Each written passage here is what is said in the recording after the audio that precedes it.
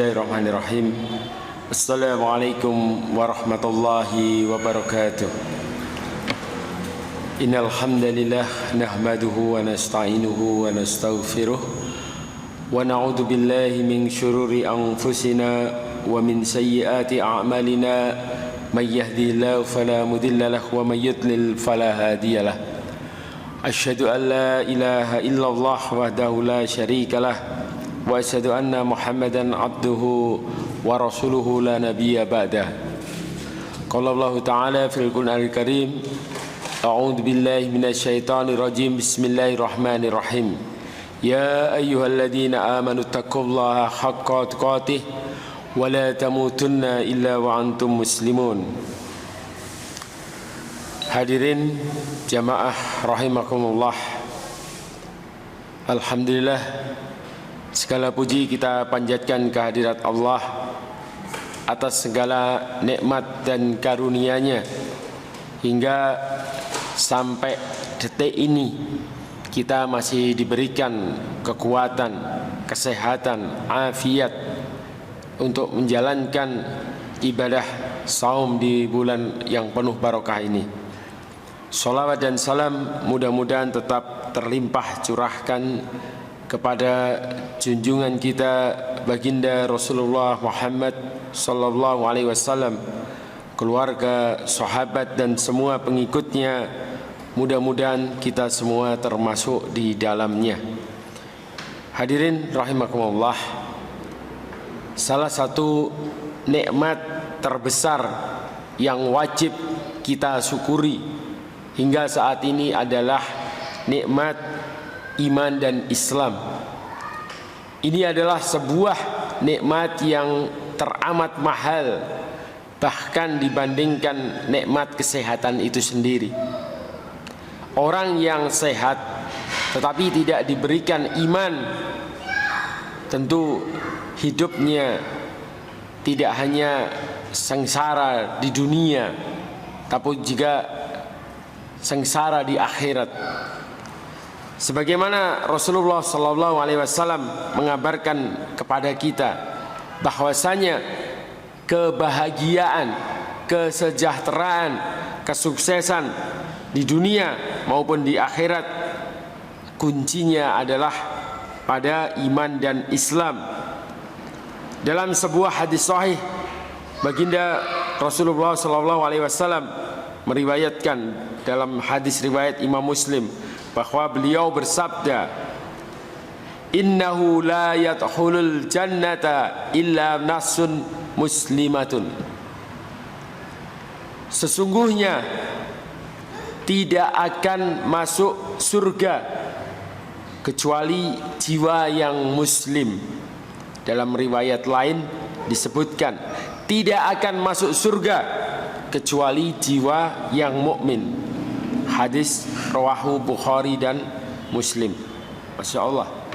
Jadi sejatinya kebahagiaan di dalam kehidupan di dunia dan juga nanti kelak di akhirat ketika kita dimasukkan jannah tidak akan tercapai kecuali kita memeluk Islam. Namun menjadi seorang muslim ini harus kita pahami, tidak cukup hanya sekedar dengan lisan saja. Memang ada hadis yang mengatakan man qala la ilaha illallah dakhalal jannah. Barang siapa mengucapkan la ilaha illallah maka niscaya dia akan masuk surga. Yang menjadi persoalan, yang menjadi permasalahan, bagaimana seseorang itu ketika mengucapkan la ilaha illallah, apakah dibarengi dengan sebuah keyakinan, apakah dibarengi dengan sebuah amal? Nah, ini yang menjadi pertanyaan.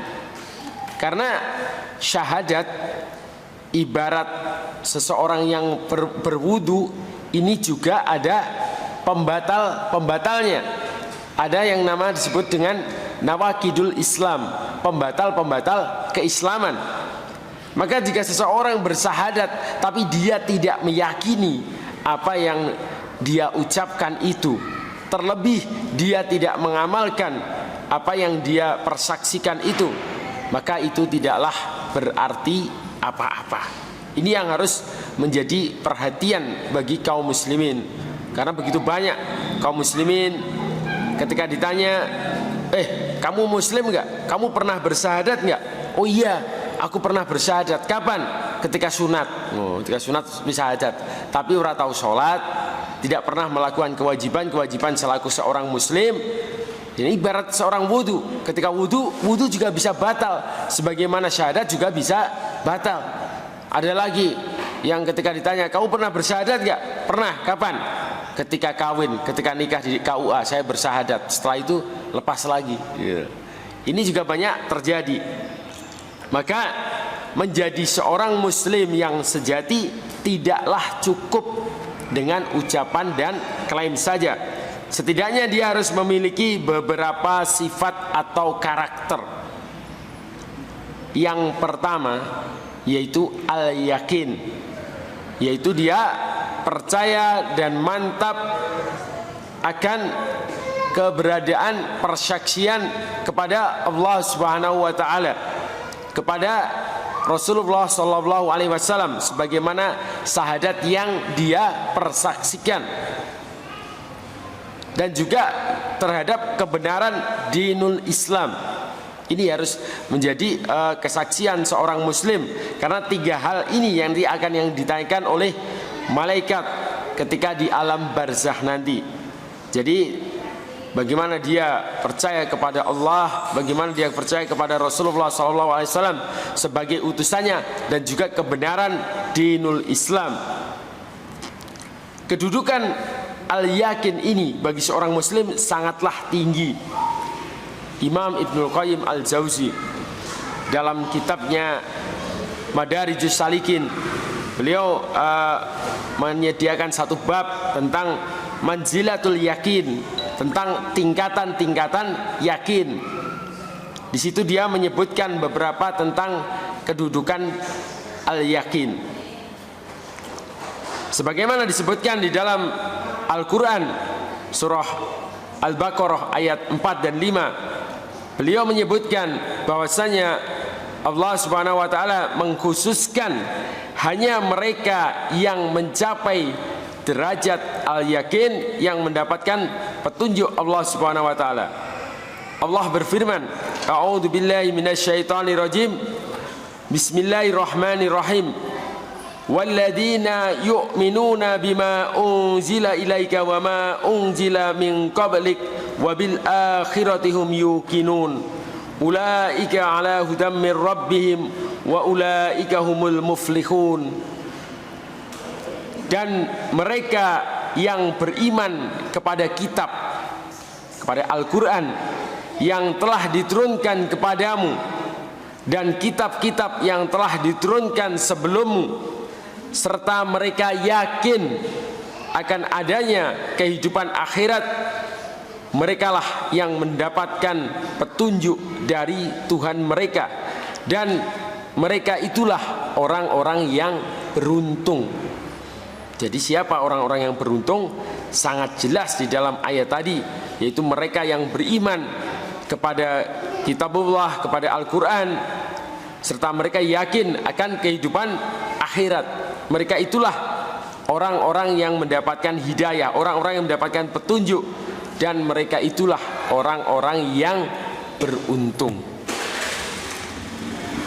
Jadi di dalam ayat tadi sudah sangat jelas bahwa cara untuk menjaga hidayah, menjaga petunjuk yang diberikan Allah kepada kita adalah dengan memupuk keyakinan.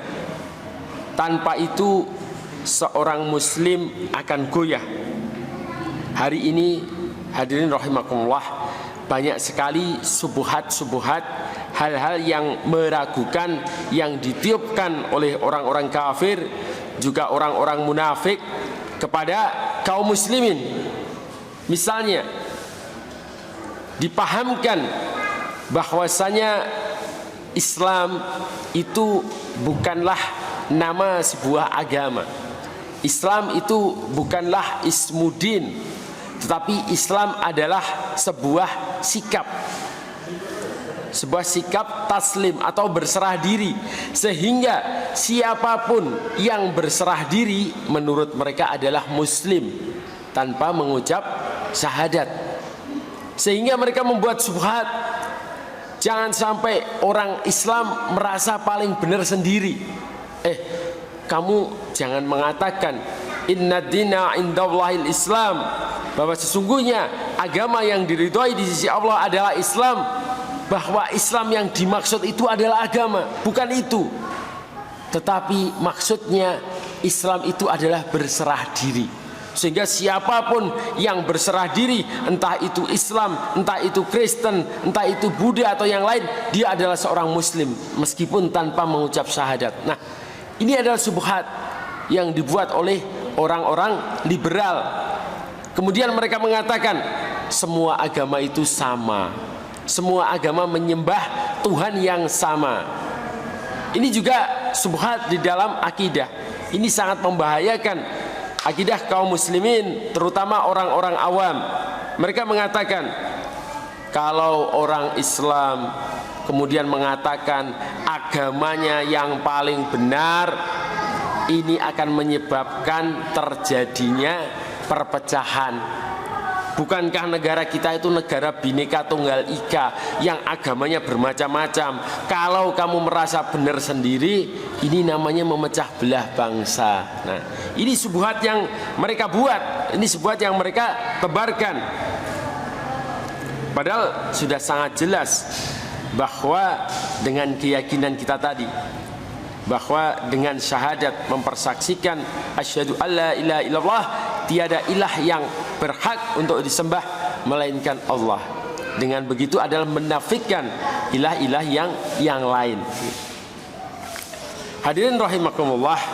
Kemudian menurut Syekhul Islam Ibn Taimiyah tentang masalah yakin.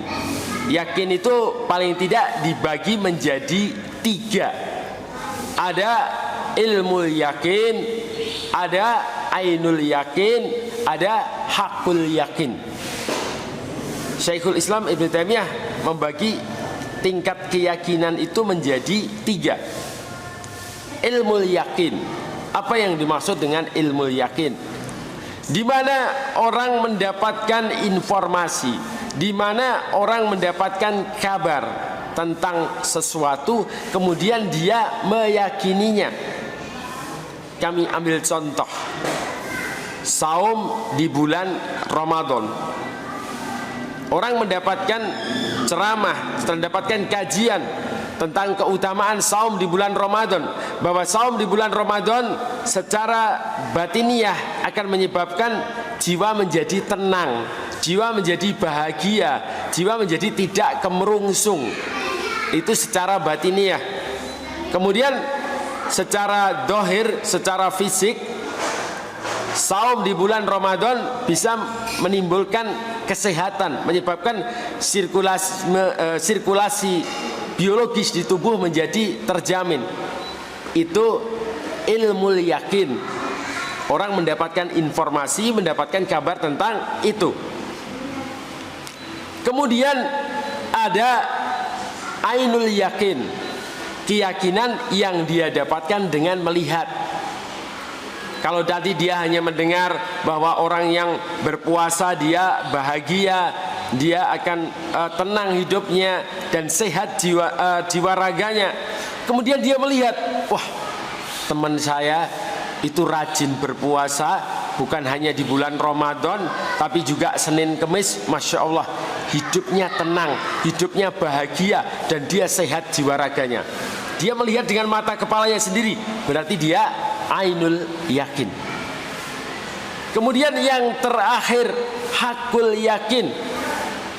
Apa? Hakul yakin ketika keyakinan itu tumbuh ketika orang itu mengalami sendiri, bukan sekedar informasi, bukan sekedar mendengar, bukan sekedar melihat, tapi dia mengalami sendiri. Ketika dia berpuasa, ketika dia melakukan saum, jiwanya menjadi tenang. jiwanya menjadi bahagia. Dia tidak lagi kemerungsung dengan urusan-urusan dunia. Terlebih raganya, fisiknya menjadi sehat. Maka dia semakin yakin bahwa saum benar-benar bermanfaat bagi dirinya. Itulah hakul yakin. Maka demikian pula dengan keimanan kita, demikian pula dengan keislaman kita. Bagaimana keislaman kita bukan sekedar teori, bukan sekedar ainul yakin, tapi benar-benar menjadikan kita apa? Hakul yakin terhadap keimanan, terhadap keislaman kita. Dengan Islam hidup kita lebih tenang. Dengan Islam hidup kita lebih bahagia. Ini harus menjadi pembuktian, ini harus menjadi amal di dalam kehidupan kita, sehingga kita benar-benar hakul yakin terhadap kebenaran Islam. Kemudian ulama yang lain ada pula yang membagi tingkatan yakin itu menjadi 3. Ini hampir sama ya.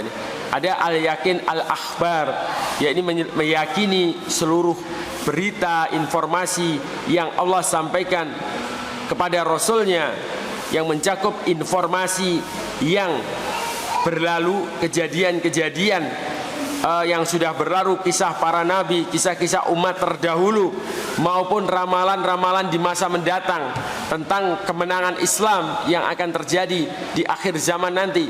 Nah, ini termasuk akhbar, al-yakin al-akhbar. Sehingga seseorang yang meyakini hal ini termasuk bagian dari keimanannya. Kemudian yang kedua ada al-yakin ad-dalalah, yakni yakin dan percaya kepada setiap bukti atau dalil yang membenarkan peristiwa-peristiwa itu. Jadi ketika dia mendengar berita-berita tentang umat-umat terdahulu maupun nubuah yang masa yang akan datang, kemudian dia mendapati dalil, dia semakin yakin, dia semakin percaya, maka itu al-yakin ad-dalalah. Kemudian yang terakhir adalah yakin al-musyahadah. Ini merupakan tingkatan yakin yang paling tinggi, yakni tingkatan para waliullah dan para sahabat, di mana keyakinan ini terhadap hal-hal yang gaib seakan-akan mereka melihat dengan mata kepala sendiri. Ketika mendengar khabar tentang jannah, ketika mendengar khabar tentang nar, tentang neraka, mereka yakin meskipun mereka belum pernah melihatnya. Ini sebagaimana diungkapkan oleh Amir bin Abdul Qais bahwa seandainya surga dan neraka ditampakkan, mereka para sahabat radhiyallahu anhum tidak akan bertambah keyakinan. Kenapa? Karena keyakinan mereka sudah sempurna tanpa perlu bukti yang nyata. Demikian hadirin rahimakumullah, sebuah ilmu yakin. Jadi keyakinan yang mendasar di dalam akidah kita, keyakinan terhadap Allah, keyakinan terhadap Rasulullah, keyakinan terhadap kebenaran Islam dengan segala perangkatnya. Ini harus menjadi sebuah keyakinan di dalam diri kita, bukan sekedar ilmu yakin, tapi bisa jadi menjadi hakul yakin hingga berpengaruh di dalam kehidupan kita. Hadirin rahimakumullah, tak terasa sudah, kalau di jam saya kurang 3 menit lagi. Maka mudah-mudahan ceramah atau kajian singkat dari yang saya sampaikan tadi bisa bermanfaat bagi hadirin rahimakumullah, menambah sakofah, menambah pengetahuan kita, sekaligus memperkuat keimanan kita kepada Allah. Demikian yang dapat saya sampaikan. Saya mohon maaf atas segala khilaf dan kesalahan. Billahi taufiq wal hidayah. Wassalamualaikum warahmatullahi wabarakatuh.